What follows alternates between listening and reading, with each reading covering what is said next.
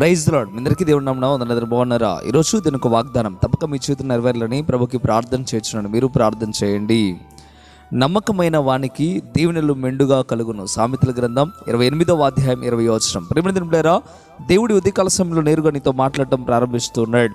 నమ్మకమైన వానికి దీవెనలు మెండుగా కలుగుతాయి అని చెప్పడం ప్రారంభిస్తున్నాడు.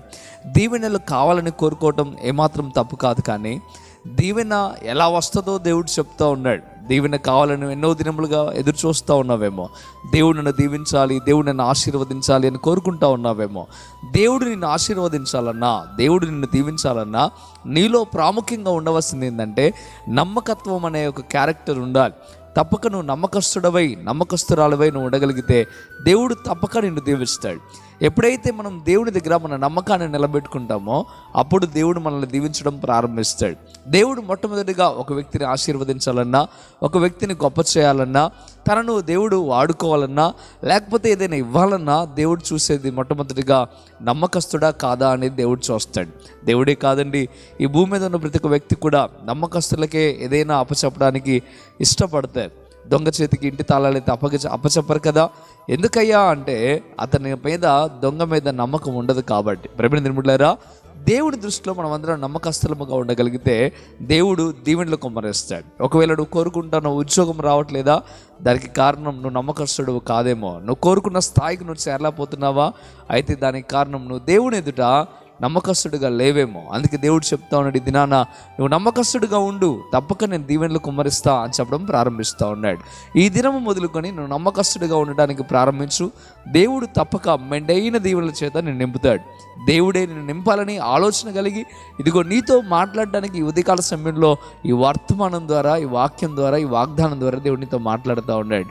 ఇకనైనా ఆలోచించు, అర్థం చేసుకో. తప్పక ఈ వాగ్దానం నీ జీవితం నెరవేరాలని నేనైతే కోరుకుంటా ఉన్నాను. మీరు కూడా కోరుకున్నట్లయితే కళ్ళు మూసుకొని ప్రార్థనలోకి భవించండి. ప్రార్థన. పరిశుద్ధుడా, గొప్ప దేవుడా, మీకు లెక్కలేని స్తోత్రం నైనా. ఈ ఉదయకాల సమయంలో నేరుగా నీ ప్రజలతో మీరు మాట్లాడారు. నిజమే ప్రభువా, నమ్మకత్వం కలిగిన వారిని దీవిస్తాను మీరు చెప్పారు. యేసయ్యా మీకు వందనాలు. అయ్యా, ఈ వాగ్దానం వింటున్న ప్రతి ఒక్క బిడ్డలు కూడా నమ్మకస్తులుగా తయారవడానికి సహాయం దయచేయండి. ప్రభువా మీకు వందనాలు. అయ్యా, ఎవరినైనా నమ్మకత్వం కలిగి ఉన్నప్పుడు మీరు దీవిస్తానని చెప్పిన రీతిగా ఈ రోజు నుండి ఆ రీతిగా ఉండాలని తీర్మానం చేసుకున్న ప్రతి బిడ్డను దీవించండి. ఒకనాడు బైబిల్లో మేము చూడగలిగితే ప్రభువా, అబ్రహాము నమ్మకస్తుడిగా ఉన్నాడు కనుక అబ్రహామును దీవించారు. యోబు నమ్మకస్తుడిగా ఉన్నాడు కనుక యోబుని మీరు దీవించారు. అయ్యా, దానియేలు, షడ్రక్, మేషక్, అబేద్గోలు ఎంతోమంది భయం భక్తి కలిగిన భక్తి పరులు ఎందరో ప్రభువా నీ యందు నమ్మకత్వాన్ని నిలబెట్టుకున్నారు కనుక వారిని మీరు దీవించారు. అదే రీతిగా ఈ రోజు నుండి ప్రభువా అయ్యా, నీ బిడ్డలు కూడా నమ్మకత్వం కలిగి జీవించాలని ఆశపడుతూ ఉన్నారు.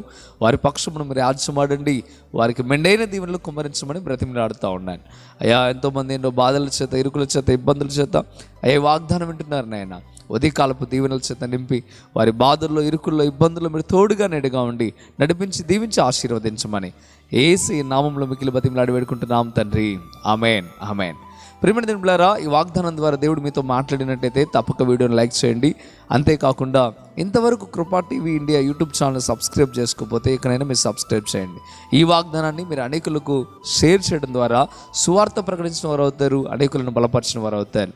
మంచిది. ప్రభు మిమ్మల్ని, మీ కుటుంబాలను దేవుడు దీవించి ఆశీర్వదించును గాక. ఆమేన్. God bless you.